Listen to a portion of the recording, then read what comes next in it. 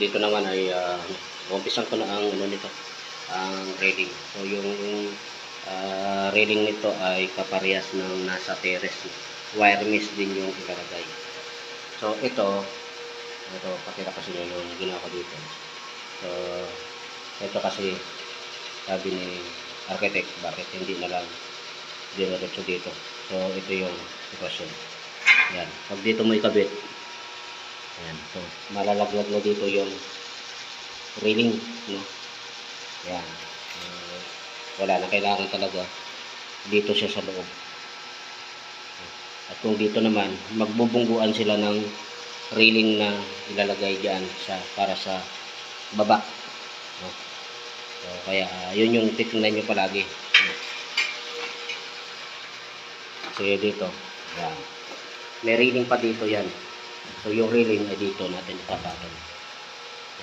Dapat yung kamay ng ng bababa ay makakapasok dito kasi hahawak sa siyempre.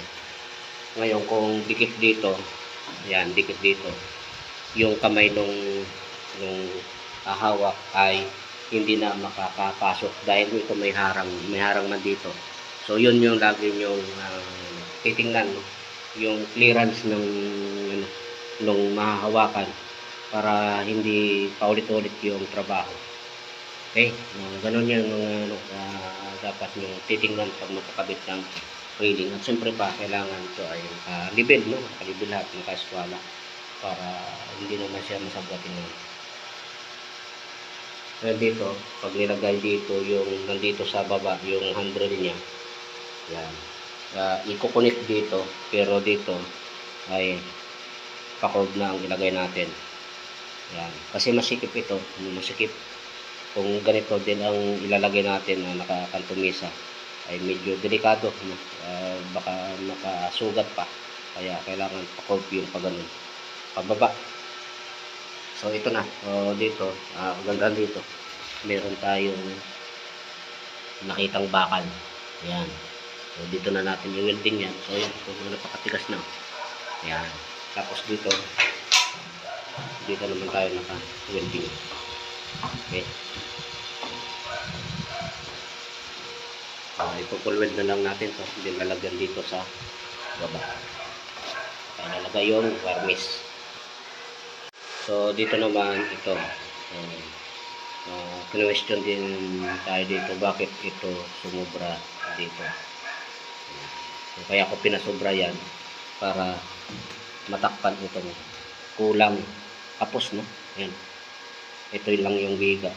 So kung hanggang dito lang eh wala open ito, kaya pinasobra ko itong steps na to para matakpan ito. At the same time ay kagandahan para makabuelo yung aakyat.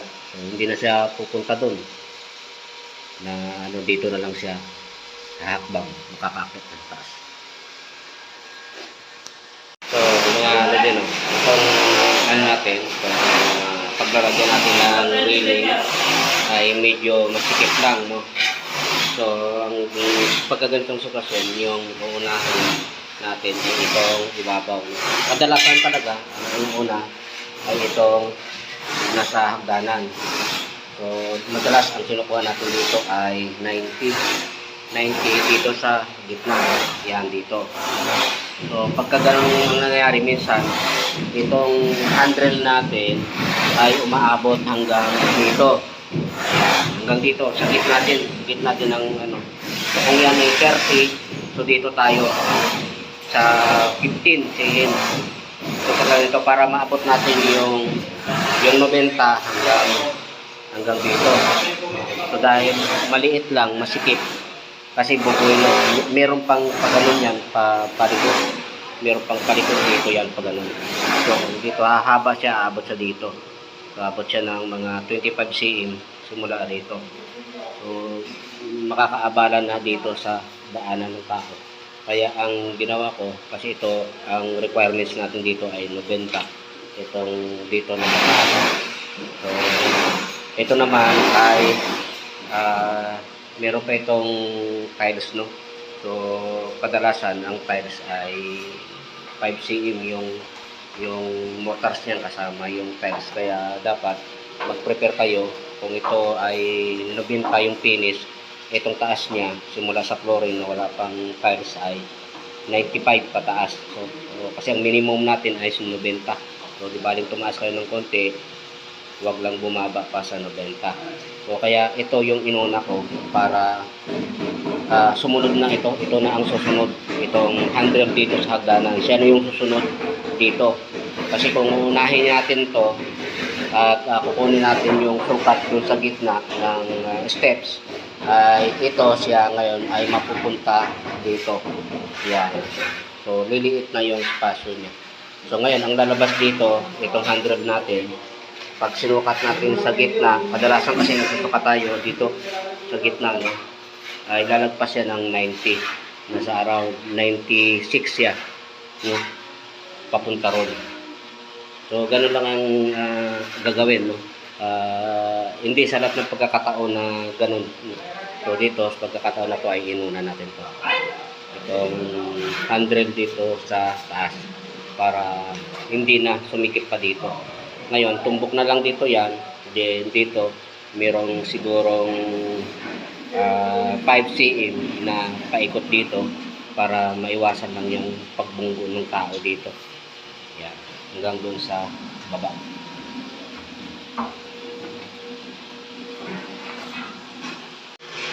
So mga din, no, tapos ko na ikabit itong frame. Ito yung frame ng ating mga railing. Then lalagyan pa kasi ito ng 3/4 by 3/4 na pang-ipit doon sa wire mesh. So ito na yung frame niya na full weld na lahat. Dito sa kanto na to, ayun, kanto na to. So ito binilog na natin para hindi na makasakit, kasi kung nakakanto to ay madalas minsan sa pagmamadali nababangga ang katawan nila rito. So kung ganitong pabilog ay medyo hindi na masakit, no. At sipin nyo bakal yan. Sa lahat ng mga ginagawa kong mga railing na hagdan, ganito ang ginagawa ko, pabilog yung mga kanto. So ngayon mga lodi, nandito naman ako nasa taas, no, dito sa third floor. So ikinabit ko na itong king post. At dito mga lodi, no, kapag ito kasi meron tayong pa-curve dito. Yan. Pagka ganitong may itatarim kayo sa pader, bago nyo pa ikabit to, butasin nyo na. Kasi pagka nandito na to, saka pa lang kayo magbubutas. Ayan, sagabal na ito sa grinder o sa pagsinsil nyo. Kaya bago pa ito ikabit yung king post, dapat naka-prepare na itong butas para dito sa pag-angkla natin dito sa ating king post para mas lalong tumigas, no. Matigas na rin naman na siya, kaso lang mas maganda pa rin kung nakabaon dito sa pader. Okay? So dito naman sa baba ay dinugtungan ko itong pinaka poste nung hagdanan, no, para dito natin ikakapit yung poste ng ating gabay papunta ron. Din ito naman ay magtatanim dito. Tatanim dito ng bakal para mas lalong tumigas to. So matigas naman to kasi dalawang 2x2 na dinugtong natin dito. Pero mas maganda pa rin kung may nakabaon tayo dun sa pader. So dito naman ay naikabit ko na itong pang-ipit natin ng wire mesh. So naka-welding na yan. Naka-welding na. At ang kapares nito ay ito na. Nakatapos na rin to. Bukas sasalpak na lang natin yung wire mesh dyan. Then ipitin na lang natin ng ito. Yan, may mga nakakaltas na.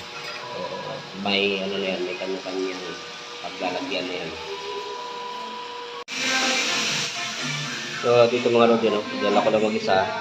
So, para matabas natin to, nakagaya nito. Yan, kasi itong ating wire mesh ay kailangan itong kanyang diamond ay nakahiga. So squara natin dito din. Naglagay lang ako ng mga text screw. Yan, para ito na lang ititrace natin yung mismong na lang gabay. para wala na tayong supply kasi mahal ito. Pag nagkamali tayo, bayad tayo. Kaya mas may ginawa yung ganito. Yan, wala yan. Gagrinder to, gagrinder. So, ganito mga lodi yung itsura niya.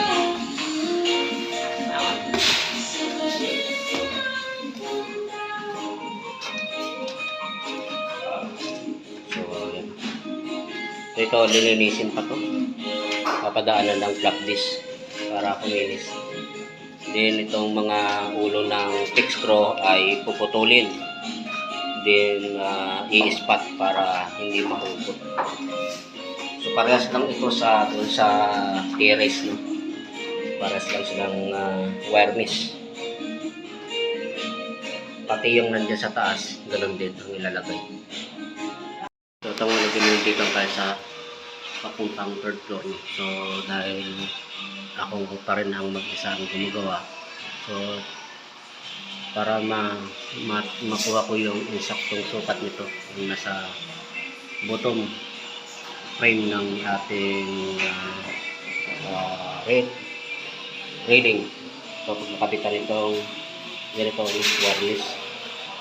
So, dahil 10 cm yung ating clearance dito sa baba. So, ayan. Lagay lang ako ng dalawang 2x2 sa taas, ganun din. Then, pinatong ko lang itong ating bottom frame. At yun, libreng-libre na tayo mag-uwit. Ngayon yan, accurate yan. Hindi na yan magbago-bago kasi nakapix tayo dito. So, nakaspot lang naman ito, magandang matanggap. So, ganyan lang. Ako lang mag-isa. Gawa na lang ang diskarte. So, tingnan nyo ito, no, mga lodi yung ginawa ko dito. Dahil ako lang mag-isa. Ito, medyo may kalakihan itong wire mesh. So, para hindi ako mahirapan, naglagay na lang ako ng fix screw na siyang hawak nito. Then, titrace natin tong ng gabay para makapasok sa loob itong wire mesh. So, yun lang. Para, so, at least ito, hindi na magbabago ang nito, ang posisyon nito kasi hindi gagalaw yung yung fix ko, unlike nung tao yung mahawak na minsan nagre-reklamo, no, na matagal, nangangawit na, and then papago-bago kasi gumagalaw nga. Ito, hindi nagagalaw yan. So, wala na siyang kawala dyan. So, titrace na natin ito. Tatabasin. So, mga lodi, no, dito, ito yung nagpapatibay dito sa ating king post ng ating railing. No? So, tingnan nyo, napakatigas na, hindi na gumagalaw. So, may mga nakabaon na bakal dyan. At siyempre naka-welding. And then ito ay binilog natin para hindi masakit pag nagmamadali na mabangga dito. So, ito yung mga bagay na dapat yung tandang kailangan ito ay naka-ankla dito para mas matigas siya, no? Hindi basta nakaugat. Okay. So, dito mga lodi, no, after natin malagyan ng mga fix ko ito. Ito yung pang-ipit natin na 3/4 by 3/4 and fix ko. And then, ayan, i-welding natin katapat ng fix ko kasi ito tatanggalin natin yung ulo nito. Itong fix ko. I-grind natin yan. Ngayon, kung hindi natin ito i-welding, may tendency na sa vibrate, matanggal lang din yung ating fix ko kasi ito hindi na natin i-welding, no, yung ulo nito. Tatanggalin na natin para malinis. Ayan, ito, i-welding din natin ito. So, itong kanto na to, ito yung medyo mahirap gawin dahil yung itong 3/4 by 3/4 ay kailangan naka-bend din dito. So, ito na lang kulang dito. May wireless din na ilalagay dito. Maliit lang pero matagal gawin yun. Itong kanto na dito na bakante dati ngayon ay meron na, no? So, itong part na to, siya yung pinakamaliit. Pero siya rin yung pinaka matagal trabahuin. So dinaig niya pa itong dalawang to. Ano kasi ito, detalye itong maliit na to. So ayan yan.